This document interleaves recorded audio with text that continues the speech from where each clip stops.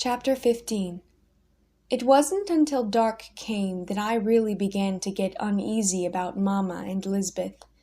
Then I could hardly stand it, because they hadn't come home. I knew in my own mind why they hadn't. It had been late when they'd started out. They'd had a good long piece to go, and even with wood handy, it took considerable time to drag up enough for the size fire they needed. And I couldn't think of any real danger to them. They weren't far enough away from the cabin to be lost, and if they were, Jumper knew the way home. Also, Jumper was gentle. There wasn't much chance that he'd scare and throw them off. On top of all that, they had Old Yeller along. Old Yeller might be pretty weak and crippled yet, but he'd protect them from just about anything that might come their way. Still, I was uneasy.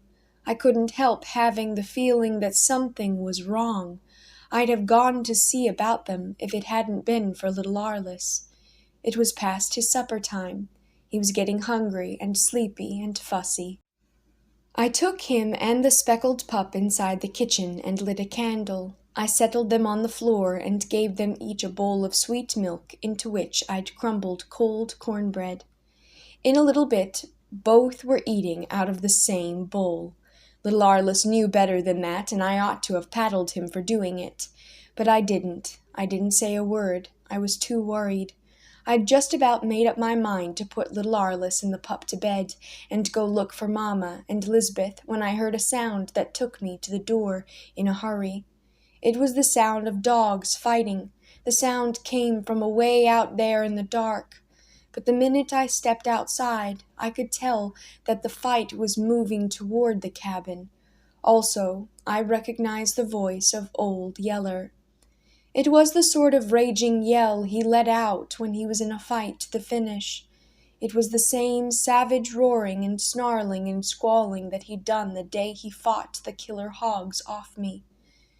The sound of it chilled my blood. I stood, rooted to the ground, trying to think what it could be, what I ought to do.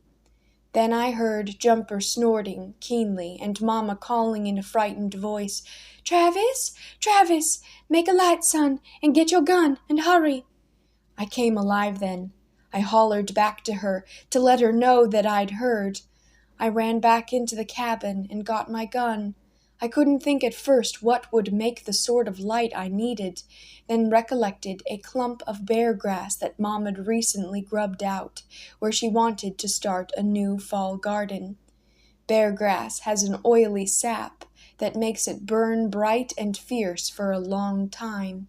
A pile of it burning would make a big light. I ran and snatched up 4 bunches of the half-dried bear grass. The sharp ends of the stiff blades stabbed and stung my arms and chest as I grabbed them up, but I had no time to bother about that. I ran and dumped the bunches in a pile on the bare ground outside the yard fence, then hurried to bring a live coal from the fireplace to start them burning.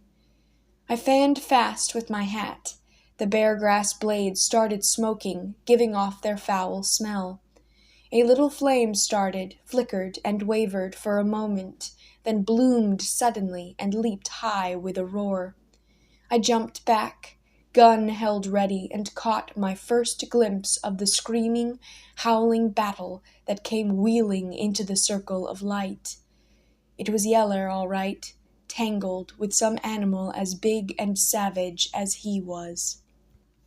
Mamma called from outside the light's rim, "Careful, son, and take close aim. It's a big loafer wolf, gone mad." My heart nearly quit on me. There weren't many of the gray loafer wolves in our part of the country, but I knew about them. They were big and savage enough to hamstring a horse or drag down a full-grown cow. And here was Old Yeller, weak and crippled, trying to fight a mad one. I brought up my gun, then held fire while I hollered at Mamma. "Y'all get into the cabin," I yelled. "I'm scared to shoot till I know you're out of the line of fire." I heard Mamma whacking Jumper with a stick to make him go. I heard Jumper snort and the clatter of his hooves as he went galloping in a wide circle to come up behind the cabin. But even after Mama called from the door behind me, I still couldn't fire, not without taking a chance on killing Old Yeller. I waited, my nerves on edge, while Old Yeller and the big wolf fought there in the firelight, whirling and leaping and snarling and slashing, their bared fangs gleaming white, their eyes burning green in the half-light. Then they went down in a tumbling roll that stopped with the big wolf on top, his huge jaws shut tight on Yeller's throat. That was my chance, and one that I'd better make good. As weak as Old Yeller was, he'd never break that throat hold. There in the wavering light, I couldn't get a true bead on the wolf. I couldn't see my sights well enough. All I could do was guess aim and hope for a hit. I squeezed the trigger. The gun stock slammed back against my shoulder, and such a long streak of fire spouted from the gun barrel that it blinded me for a second. I couldn't see a thing. Then I realized that all the growling and snarling had hushed. A second later, I was running toward the two still gray forms lying side by side. For a second, I just knew that I'd killed Old Yeller too. Then, about the time I bent over him, he heaved a big sort of sigh and struggled up to start licking my hands and wagging that stub tail. I was so relieved that it seemed like all the strength went out of me. I slumped to the ground and was sitting there, shivering, when Mama came and sat down beside me. She put one arm across my shoulders and held it there while she told me what had happened. Like I'd figured, it had taken her and Lisbeth till dark to get the wood dragged up and the fire to going around the dead cow. Then they'd mounted old Jumper and headed for home. They'd been without water all this time and were thirsty.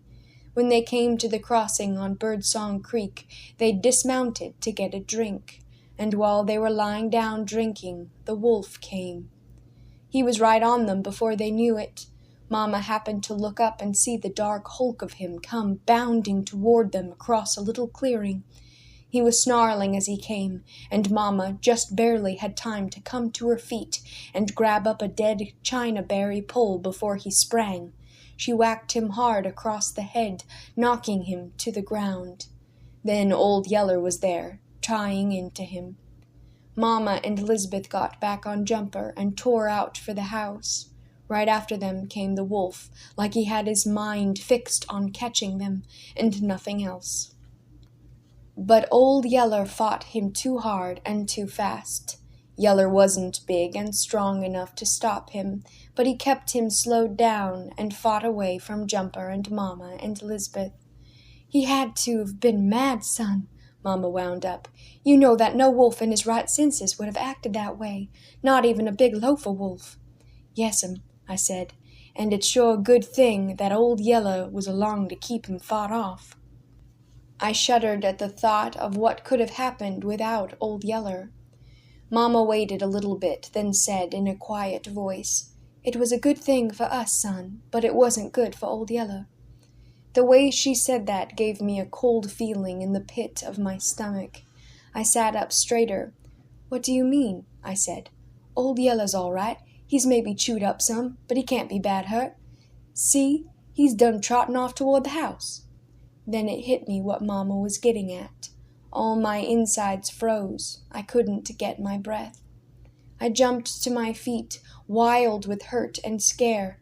"But Mama," I cried out, "Old Yeller's just saved your life. He saved my life. He saved the Lawless's life. We can't—" Mama got up and put her arm across my shoulders again.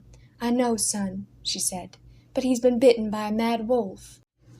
I started off into the blackness of the night while my mind wheeled and darted this way and that, like a scared rat trying to find its way out of a trap. "But Mama," I said, "we don't know for certain. We could wait and see. We could tie him, or shut him up in the corn crib, or some place till we know for sure." Mama broke down and went to crying then. She put her head on my shoulder and held me so tight that she nearly choked off my breath. "We can't take a chance, son," she said, sobbing.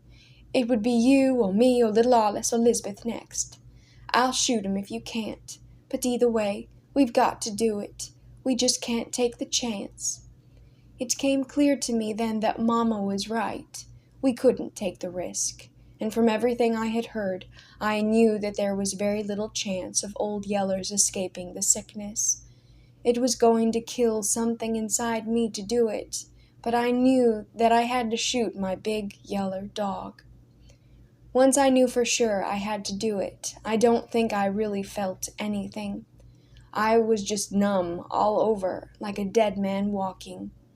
Quickly I left Mamma and went to stand in the light of the burning bare grass. I reloaded my gun and called Old Yeller back from the house. I stuck the muzzle of the gun against his head and pulled the trigger.